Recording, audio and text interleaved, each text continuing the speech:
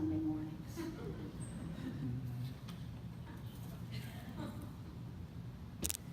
When it comes to awkward things that can be easily misunderstood, children tend to take the prize. We can all remember the awkward things that can be easily misunderstood. Although this is certainly not in my sermon, my mother will be happy to tell you about the time that I said to my great-great-grandmother, who was fortunately very deaf, "You're old. You're old enough to die. Why don't you die?" I was 3 or 4, I don't know, maybe even 5. 10? No, not 10, definitely not 10. One little girl at the dinner table named Jennifer, age 5, no relation, turned to her brother Andy, age 3, pointed to their dad and said, "That's not your real father." Everyone was startled. "Yes, he is," Andy replied. "No, he's not," Jennifer insisted. "God is your heavenly father," said Jennifer. And then, pointing at her dad, she said, "That's your homely father." Homely. So welcome to all homely fathers amongst us today. Abraham Lincoln once said, "It is better to remain silent and be thought a fool than to open your mouth and remove all doubt." If I were to ask how many of us here today have ever suffered from foot and mouth disease, we would probably get a lot of takers. We have all said things that we then wish right after the floor would just please kindly open and swallow us up. Words can get us into so much trouble, but we can't avoid using them. And the words of a leader are even more dangerous, because those who are in leadership are responsible to lead correctly. Unfortunately, we have all seen ample examples of leaders who do not do this. James warned that not many should aspire to be teachers, because those who teach will be held to a higher standard. This is true. Maybe it's one of the reasons why people don't want to do public speaking. Because when I stand here and speak, all attention is focused on me. And if I say something really stupid, you're all going to know. In fact, chances are pretty good that the people who are not here today are going to hear about it too. The word will spread. There will be nowhere to hide. And I don't know a single pastor who has not committed foot and mouth disease at one time or another. And then to add to this problem, words can be twisted. They can be taken out of context. We are all beginning to learn just how dangerous text messages and emails can be, because people read them with a tone of voice that's not intended. James says the bad news is we will all stumble. We will all screw up at one point or another. We'll fall into a trap. We'll say the wrong thing. But this can take many forms. It can be that we've hurt someone unintentionally. Prince Philip of England wins the all-out prize for lack of social awareness in this regard. He once said to a woman in a wheelchair, "Don't people trip over you?" Oh. And to the residents of the Cayman Islands, "Aren't most of you descended from pirates?" We can all be guilty of insensitivity, of lack of cultural awareness. We don't mean it. We just lack perspective. But this is not the only way that our words can cause harm. Sometimes what comes out of our mouths are words that are constantly complaining. Have you ever been around a chronic whiner? Do you really want to spend quality time with that person? You know, the one in the office that everybody goes, "Oh, please," and walks away from? One woman, a manager, had a particularly difficult employee. It didn't matter what she did, he criticized everything. If she took a vacation day, she was never there. If she praised someone's work, well, it was too little, too late. Finally, he got another job somewhere else, much to everyone's relief. But he was fired in 6 months and had the nerve to come back to his former boss, hoping to return to his old job. With enormous patience, she asked, "Have you learned anything from this experience?" "Yes," he admitted, "I should have stayed here. You're too indecisive to have ever fired me." Oh. Needless to say, I don't think he got his job back. Then there's gossip. Gossip has a ripple effect. Once those words are out of our mouths, they take on a life of their own. It is impossible to go back and retrieve them. And if you've ever been on the receiving end of gossip and had rumors spread about you, you know how profoundly damaging it can be.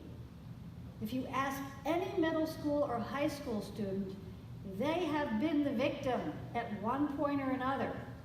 And when you add social media, it's really bad. It can become profoundly injuring. But worse than insensitive, clueless, critical, or judgmental are words with violent intent. We can harm people with our words. "Sticks and stones may break my bones, but names will never hurt me," is probably the best example of wishful thinking I have ever seen. Names do hurt. Some people in particular, just have a knack for finding the weakest point and attacking that person and really hurting them, using accusation and name-calling and every vulnerable point as a weapon. We all fight at times, but those who fight dirty, their words can cause immeasurable injury. Marriages are destroyed by words that once spoken cannot be taken back. Perhaps the most damaging use of words, however, are words used by people in leadership, designed to deceive and manipulate, which is why James singles out teachers in particular. There have been many powerful cult leaders so caught up in their own delusions that they have led large groups into disaster. But even more culpable is the leader who knows that he or she is lying and does so repeatedly and deliberately, who uses the skill of powerful oratory to whip up a crowd into blindly following them. Hitler was mesmerizing as a speaker. He knew exactly what emotions to play on to convince people to believe things they would have never believed on their own. He succeeded in dehumanizing the entire Jewish people to such an extent that ordinary citizens were able to rationalize the most intolerable and immoral of actions, the destruction of millions of men, women, and children. A report of our own Office of Strategic Services provided the following profile of the methods used by Hitler, a profile that should remain an ever-present warning to us today. Of Hitler it was said, his primary rules were, never allow the public to cool off. Never admit a fault or wrong. Never concede that there may be some good in your enemy. Never leave room for alternatives. Never accept blame. Concentrate on one enemy at a time and blame him for everything that goes wrong. People will believe a big lie sooner than a little one.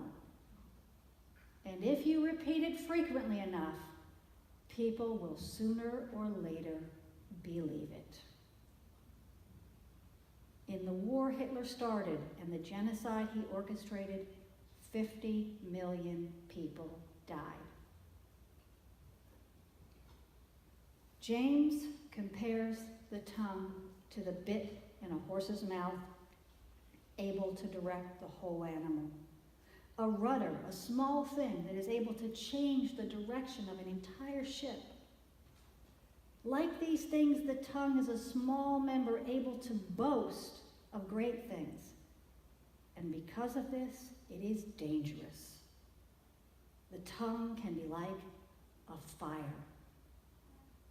A powerful public speaker can ignite nobility or violence. We should never underestimate the power of words. While we can tame many of the animals on this planet, not one of us has been able to fully tame that thing that we have within our own heads, our tongue. And the confusing thing is that words can also bring grace and healing. Trees are consistent, they only produce one kind of fruit. Bodies of water are consistent. They're either salt or fresh, unless a hurricane happens to come through and mix everything together temporarily. But the tongue defies nature because it produces both good and bad fruit. So what do? We start by taking note of the danger words pose in our society and not falling victim to them. In every arena of our lives, our calling as Christians from God is to work to diffuse hostility and to bring calm and clarity. The trap, the danger, is that we start speaking in absolutes. We utterly condemn one group or another. We see that happening in our society. We must resist that. And to do this, Jesus tells us that we need to treat other people, especially those we disagree with, as we would want to be treated. We must work on what comes out of our own mouths. It is not possible to achieve perfection. Lord knows I have not achieved perfection in this regard. We've all blown it. We've all said things. We've all made absolute statements that we should not make. But if we want to speak with greater wisdom, there are 3 questions we can ask ourselves before we open our mouths. The first is, what is my motivation? While I can unintentionally hurt people by saying the wrong thing for the right reason, that's fixable. I can apologize for that. But if I'm trying to justify myself or get back at someone, if my words are a thin cover for hostility, that's a problem. The clue to pay attention to is obvious. We feel agitated and angry. And that's the problem. Because when I feel agitated and angry, those words just want to pop right out of my mouth. They're just there. We all know that feeling of, I need to go for a walk now. I need to get out of here. I need to calm down. It can take a supreme effort to not speak those words. But often a supreme effort is what's needed. Cool off, walk away, count to 100. Because what's in my heart needs to be addressed. I have to ask God for help. Sometimes I may need to go to a trusted, wise person who will keep my confidence and just air everything and get it out so I can make sense of it until I can then go back and address whatever issue or conflict has come up. But until my heart is right, I need to keep my mouth shut, because nasty, snarky comments do not improve a situation. Do I hear an amen? Amen. The second question to ask is it true? Is it really true? We're all tempted to pass on a rumor that makes someone we disagree with look bad. But is it true? Have we checked the facts? And of course, we're in a personal disagreement with someone, making that other person's faults look far worse than our own is something we're guilty of. Who hasn't provided a very selective version of the truth when we tell somebody else about a conflict that we're in? We're completely right. They're completely wrong, bad, evil, perfect, good. But guess what? That's not true. No one is perfect. No one is ever 100% wrong or 100% right. Self-justification distorts truth, and then small conflicts grow into very big ones. Finally, does it need to be said now? Speaking impulsively can lead to many problems. I am guilty of this.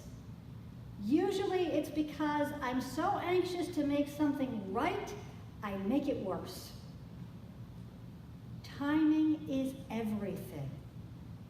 A word spoken at the right time and in love will be heard. Sometimes we just have to learn to sit with something and wait. That's uncomfortable. It requires self-discipline. But the person who exercises self-discipline and does not speak impulsively can ultimately speak words that bring much good. We can encourage one another. We can teach one another. We can inspire one another. And sometimes we will find that the best word is no word at all. Amen.